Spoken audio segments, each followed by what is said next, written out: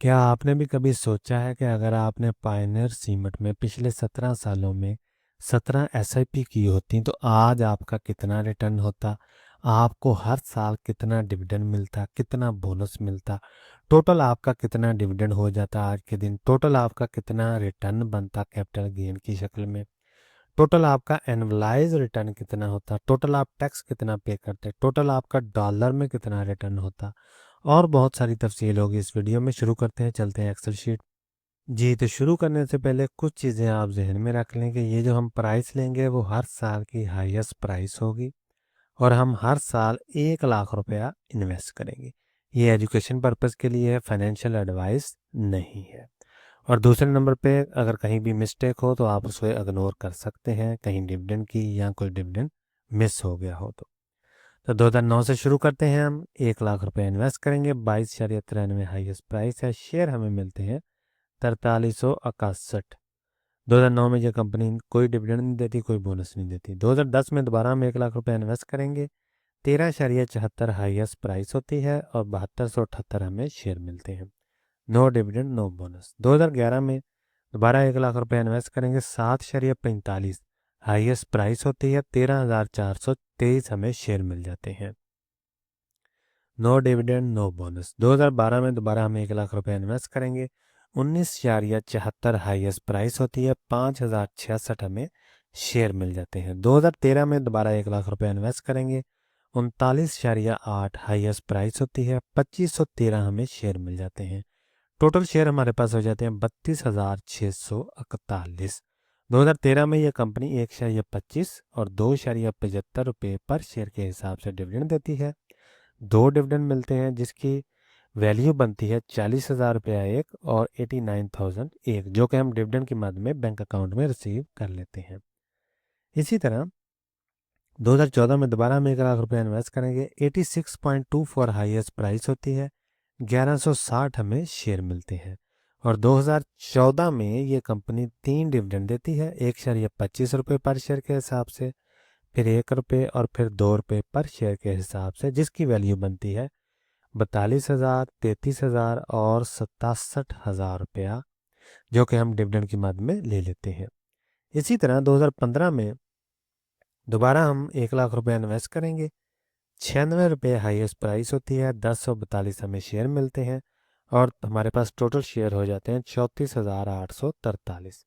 2015 में यह कंपनी 2,25 और 4 रुपये पर शेयर के हिसाब से डिविडेंड देती है, जिसकी वैल्यू बनती है 78,000 रुपया एक और 1,39,000 रुपया एक, जो कि हम डिविडेंड की मद में बैंक अकाउंट में रिसीव कर लेते हैं। इसी तरह 2016 में दोबारा 1 लाख रुपए इन्वेस्ट करेंगे, 143 हाईएस्ट प्राइस है, 699 हमें शेयर मिलेंगे। टोटल शेयर हमारे पास हो जाएंगे 35,542। और 2016 में हमें 2 डिविडेंड ये कंपनी देती है, 2,5 और 3,75 रुपये पर शेयर के हिसाब से, जिसकी वैल्यू बनती है 88,000 रुपया और 1,33,000 रुपया। ठीक है जी, तो 2016 तक हम आ गए हैं। किस तरह हमने देखा कि 2009 से लेके दो कंपनी की जो प्राइस है वो किस तरह फ्लक्चुएट कर रही है और ये हमें एयर ऑन एयर बेसिस पे क्या दे रही है। आगे हम बात करेंगे 2017 की। 1 लाख रुपए हम इन्वेस्ट करेंगे, 161 हाईएस्ट प्राइस होती है, 621 हमें शेयर मिल जाते हैं।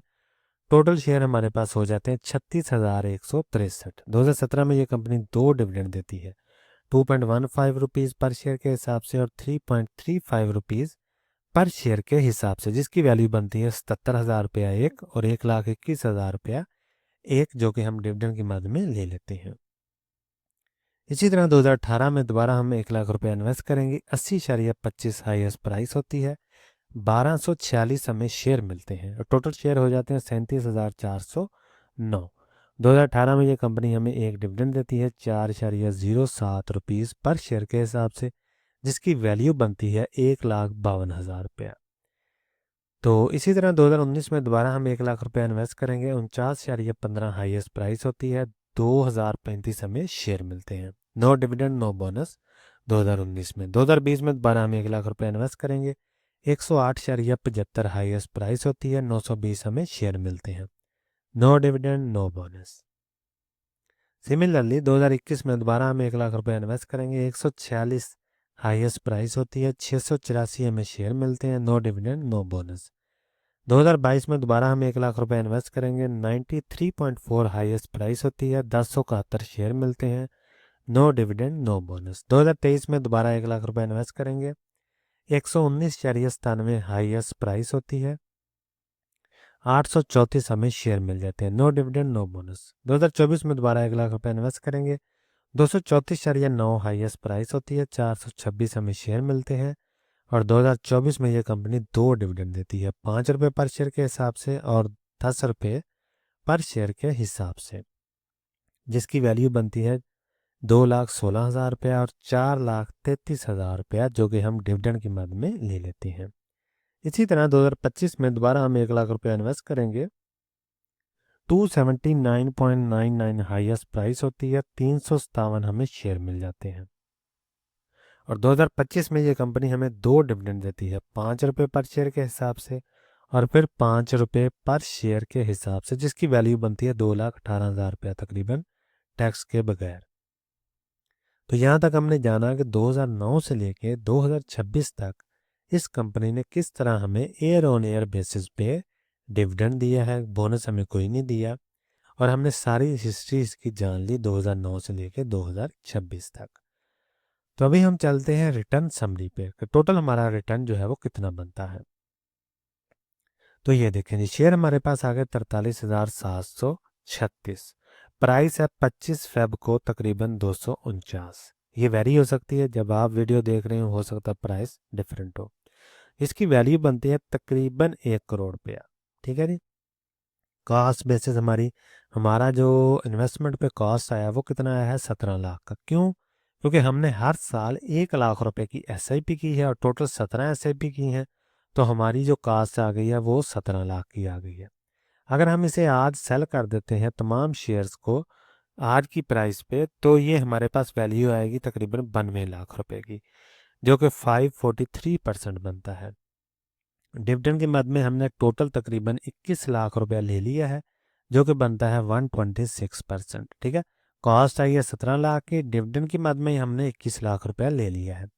टोटल गेन हमारे पास आ गया 1 करोड़ 13 लाख रुपए का, जो कि बनता है 669.70%, जिसको हमने डिविडेंड प्लस अनरियलाइज प्रॉफिट को जमा कर लिया, तो हमारे पास टोटल गेन आ गया। तो एनुअलाइज रिटर्न आ गया 25%, जो कि बहुत ही अच्छा है।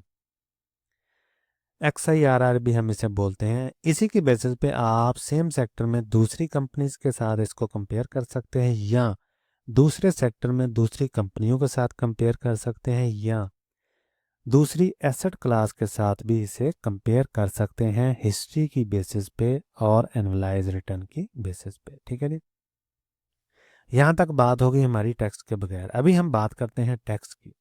तो डिविडेंड हमने लिया 21 लाख का, तो इस पे हमने 15% टैक्स भी देना है, 3,22,000 टैक्स हो गया। आफ्टर टैक्स हमारे पास अमाउंट बची थी तकरीबन 18 लाख की।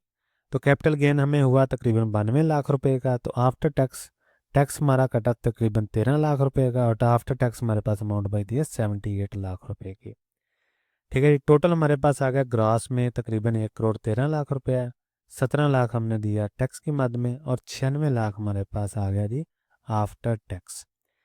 यहाँ आपने एक बात ध्यान में रखनी है कि CDC की फ़ीस, NCCPL की फ़ीस और ब्रोकर का कमीशन मैंने ऐड नहीं किया, वो भी आप ऐड कर सकते हैं। दूसरे नंबर पे ये जो टैक्स है मैंने एज्यूम किया है 15%, ये कम या ज़्यादा हो सकता है, डिपेंड करता है हर साल FBR की टैक्स की क्या पॉलिसी है। और कैपिटल गेन जो है वो यूजुअली लॉन्ग टर्म में ज़ीरो होता है, लेकिन वो भी डिपेंड करता है कि आपने शेयर किस साल परचेज किया है और उस साल FBR की टैक्स की क्या पॉलिसी है, ये वेरी कर सकता है। डिविडेंड यूजुअली 15% ही है, और कैपिटल गेन वेरी कर सकता है लॉन्ग टर्म में, डिपेंड करता है कि उस साल टैक्स की क्या पॉलिसी है।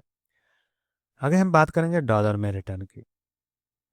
तो कास्ट हमारी आ गई 17 लाख की, डॉलर की कास्ट आई 13,175। ये कैसे कास्ट आई है जी? क्योंकि हमने हर साल 1 लाख रुपया इन्वेस्ट किया है, तो हर साल जो भी डॉलर की वैल्यू थी उसी के इक्विवेलेंट हमने डॉलर को इन्वेस्ट किया। तो 2025 तक हमने टोटल जो है वो 13,175 डॉलर इन्वेस्ट किए, ठीक है।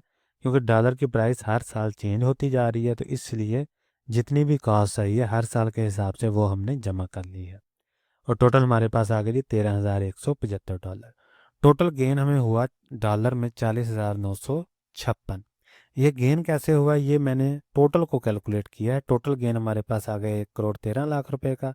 तो उसको हम आज की प्राइस के हिसाब से कैलकुलेट करेंगे तो वो बनेगा तकरीबन $40,956। प्रॉफिट एंड लॉस टोटल हमारे पास आ गया 311, जो कि परसेंटेज में आएगा। ठीक है जी। डिविडेंड हम हर साल लेते रहे हैं, लेकिन हमने डॉलर को जो है वो कैलकुलेट किया टोटल कॉस्ट पे। ठीक है, इसको आपने देख लेना है। इन्फ्लेशन को मैंने एडजस्ट नहीं किया क्योंकि हम हिस्ट्री की बात कर रहे हैं। अगर हम फ्यूचर में प्राइस की बात करेंगे तो फिर हम इन्फ्लेशन को भी ज़रूर एडजस्ट करेंगे, ताकि हमें परचेजिंग पावर का पता चल सके फ्यूचर में आज के हिसाब से। तो यहाँ तक तो बात होगी 2009 से लेकर 26 तक किस तरह हमने ये चीज़ें चेक की कि हमें हर साल इस कंपनी ने क्या डिविडेंड दिया, क्या बोनस दिया, टोटल हमारा कितना कैपिटल गेन हुआ, कितना एनुअलाइज रिटर्न बना हमारा, कितना हमने टैक्स पे किया, डॉलर में हमारा कितना रिटर्न बना।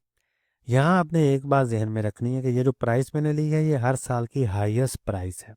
अगर आप इस प्राइस को कम करते जाएंगे तो आपका रिजल्ट बेहतरीन आएगा। फॉर एग्जाम्पल 2025 में हाईएस्ट प्राइस थी 279, आप शेयर को परचेज कर लेते हैं 250 पे, 240 पे।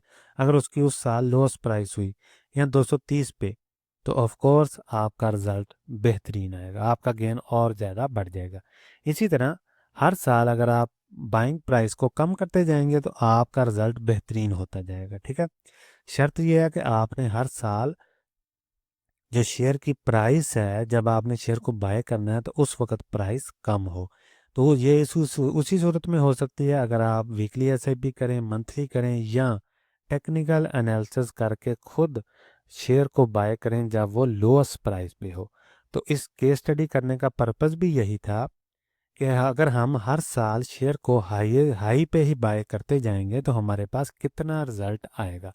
अगर कंपनी के फंडामेंटल चेंज ना हो, मुल्क के हालात ठीक रहें वगैरह वगैरह, तो फ्यूचर में भी तकरीबन सेम टाइप का ही रिजल्ट आएगा। अगर कंपनी के पे आउट वगैरह और सारा कुछ सेम ही रहे तो आप ये कंसिडर कर सकते हैं कि फ्यूचर में भी हमारा इसी तरह का रिजल्ट आएगा। अगर हम इतने ही पैसे इन्वेस्ट करें, हर साल इसी तरह एसआईपी वगैरह करते रहें, तो हमारा रिटर्न इतना ही आएगा।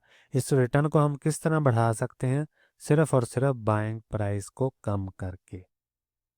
और वो उसी सूरत में होगा जब आप टेक्निकल एनालिसिस भी करेंगे खुद और स्मार्टली प्ले करेंगे, एसआईपी को अपनी मज़ीद रिफाइन करेंगे, शेयर में उस वक्त इन्वेस्ट करेंगे जब वो लो प्राइस पे हो उस साल, तो उस सूरत में आपका रिज़ल्ट डिफरेंट आएगा।